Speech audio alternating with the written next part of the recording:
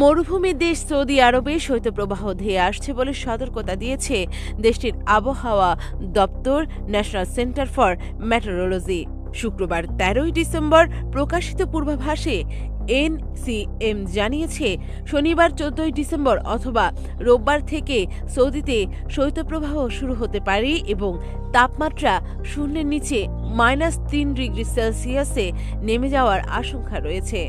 NCM এর মুখপাত্র হুসাইন আল Qahtani সাংবাদিকদের জানিয়েছিলেন, শনিবার ১৪ ডিসেম্বর থেকে সৌদি আরবের তাবুক আল জাওয়াফ উত্তরাঞ্চল ও পূর্বাঞ্চলীয় প্রদেশগুলোতে কনকনে ঠান্ডা হাওয়া বইতে শুরু করবে।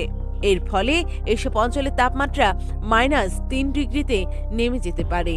আগামী সোমবার ও মঙ্গলবার থেকে রাজধানী রিয়াদ, মক্কা, মদিনা, আল কাসেম সহ উপকূলীয় অঞ্চলেও শৈত্যপ্রবাহ শুরু হবে।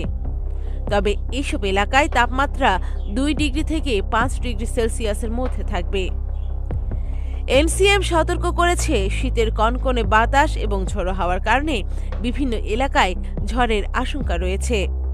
এছাড়া শৈত্যপ্রবাহ চলাকালে জনগণকে জরুরি প্রয়োজন ছাড়া বাড়ির বাইরে বের না হওয়ার পরামর্শ দিয়েছে আবহাওয়া অধিদপ্তর।